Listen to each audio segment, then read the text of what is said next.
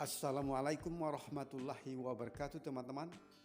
Konten Disduk Capil Bontang kali ini terkait dengan keikutsertaan mereka dalam kegiatan BIMTEK yang diselenggarakan oleh Disduk Capil Provinsi Kalimantan Timur. Seperti apa suasananya di sana teman-teman? Mari kita simak bersama videonya.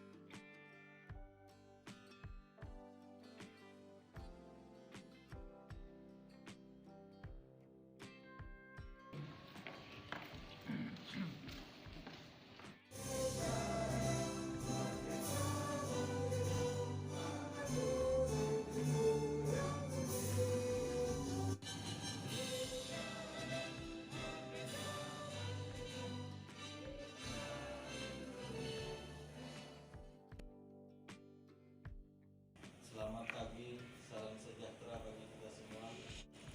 Marilah sejenak kita bersama-sama bermunajat kepada Allah Subhanahu wa Ta'ala agar kegiatan kita hari ini diberkahi dan bisa berjalan dengan lancar. Alhamdulillahirabbil alamin, wassalatu wassalamu ala asyrofil anbiya'i wal mursalin sayyidina wa maulana Muhammadin wa ala alihi wa sahbihi ajma'in.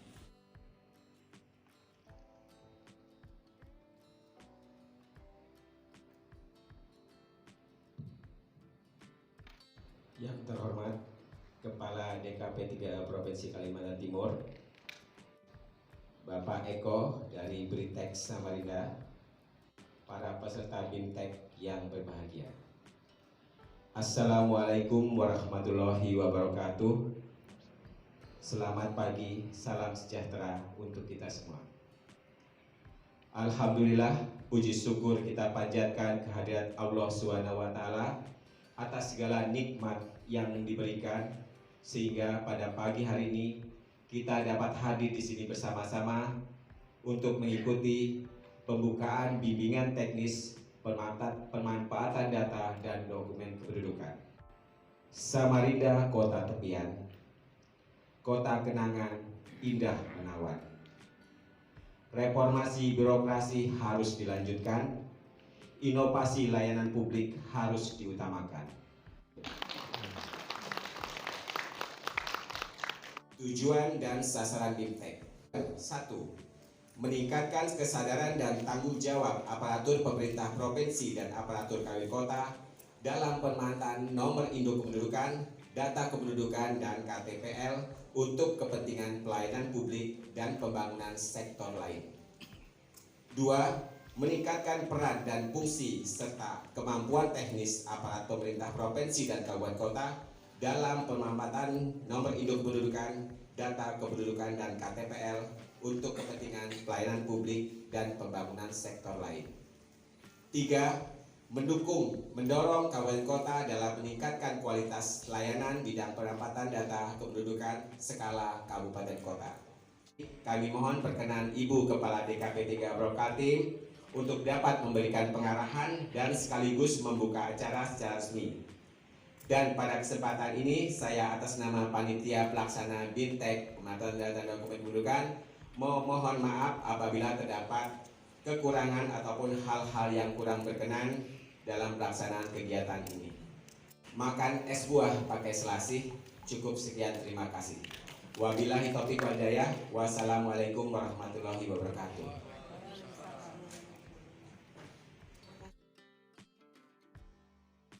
Assalamualaikum warahmatullahi wabarakatuh. Selamat pagi, salam sejahtera untuk kita semua. Puji dan syukur kita panjatkan kehadirat Allah Subhanahu wa Ta'ala, Tuhan Yang Maha Esa, karena berkat limpah rahmat dan karunia-Nya sehingga kita bisa hadir di tempat ini dalam keadaan sehat walafiat dengan mengikuti kegiatan BIMTEK pemanfaatan data dan dokumen kependudukan tahun 2022. Yang penting bagi perencana kependudukan adalah data kependudukan. Oleh karena itu, ketersediaan data kependudukan di berbagai tingkat administrasi pemerintahan menjadi faktor kunci keberhasilan pelaksanaan program pembangunan maupun penyelenggaraan pemerintahan. Penyajian data kependudukan berasal dari data kependudukan yang digunakan untuk semua keperluan adalah dari kementerian yang bertanggung jawab dalam urusan pemerintahan dalam negeri, antara lain untuk pemanfaatan pelayanan publik, perencanaan pembangunan, alokasi anggaran, pembangunan, demokrasi, penegakan hukum, dan pencegahan kriminalitas. Jadi dalam hal ini data sangat diperlukan sekali, apalagi data yang akurat karena akan mempengaruhi kebijakan para pimpinan untuk melakukan langkah-langkah kebijakannya. Dan saya ucapkan terima kasih sekali lagi kepada peserta, narasumber peserta dan panitia yang telah menyelenggarakan kegiatan ini. Akhirnya dengan mengucapkan Bismillahirrahmanirrahim, BIMTEK pemeliharaan data, database kependudukan dan pemanfaatan data kependudukan dan KTP elektronik untuk pelayanan publik dan pembangunan sektor lain secara resmi saya nyatakan dibuka.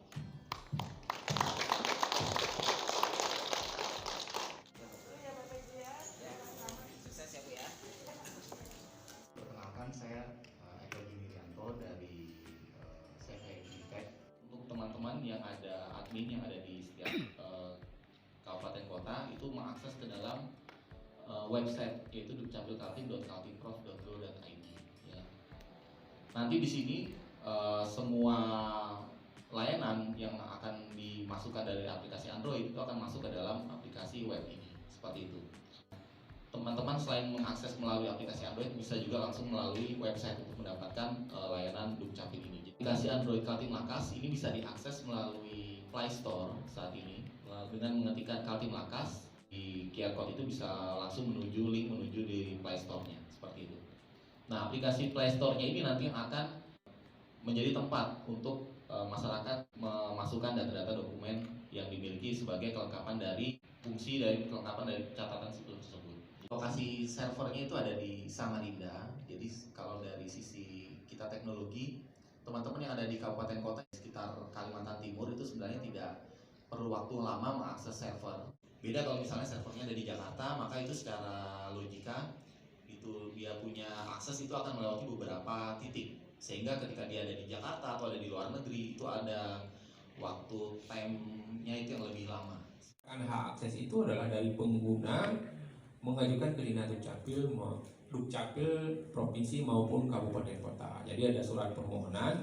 Nah, surat permohonan itu berisi informasi yang di kuning itu kiri bawah dia harus menyebutkan nama penggunanya siapa, kemudian tujuan pemanfaatan datanya untuk apa, kemudian elemen data yang diakses itu untuk apa saja, metode aksesnya seperti apa, data balikan, dan jangka waktunya.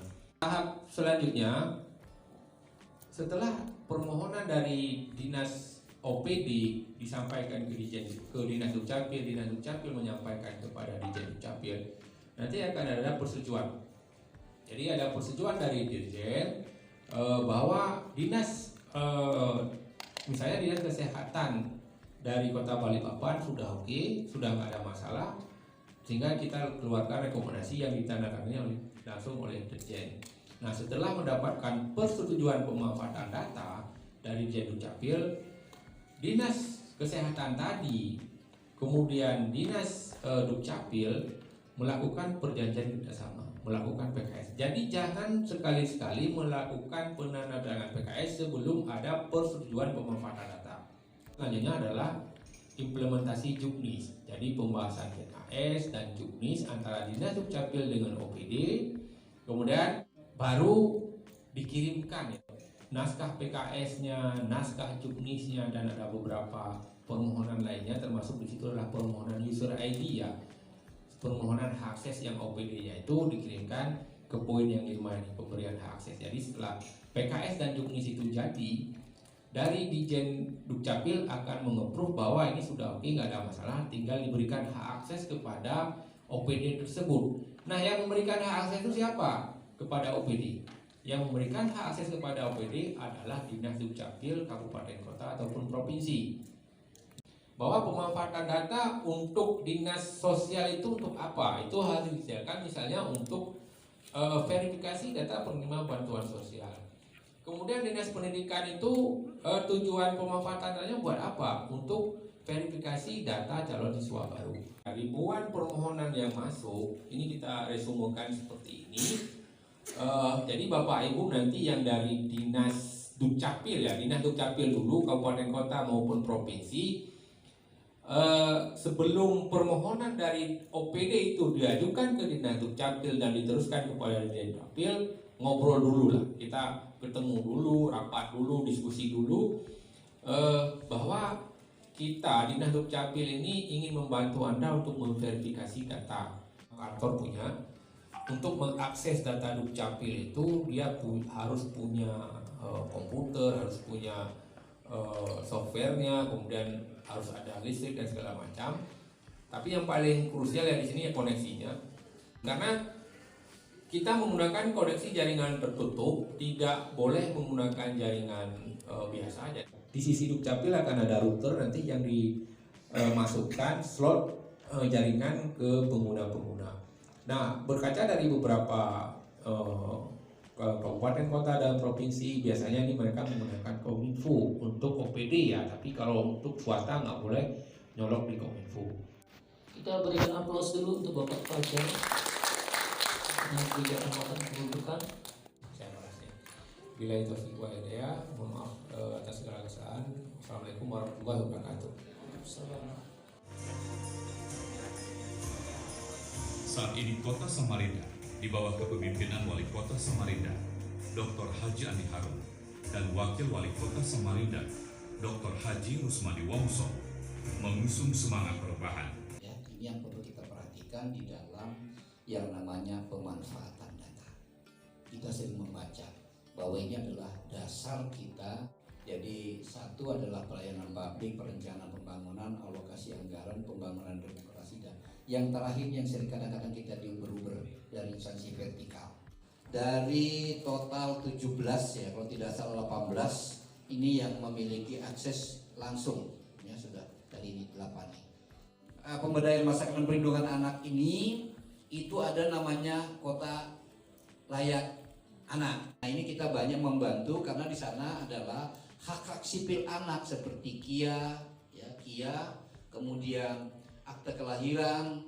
Nah, ini adalah peran di Dukcapil sangat berperan sekali membantu Dinas Pemberdayaan Perempuan dan Perlindungan Anak untuk menggapai apa yang menjadi program sebagai Kota Layak Anak.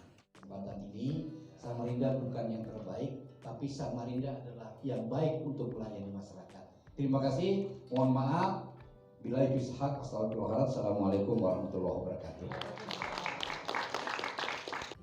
Acara pada siang hari ini kita nyatakan selesai. Terima kasih. Assalamualaikum warahmatullahi wabarakatuh.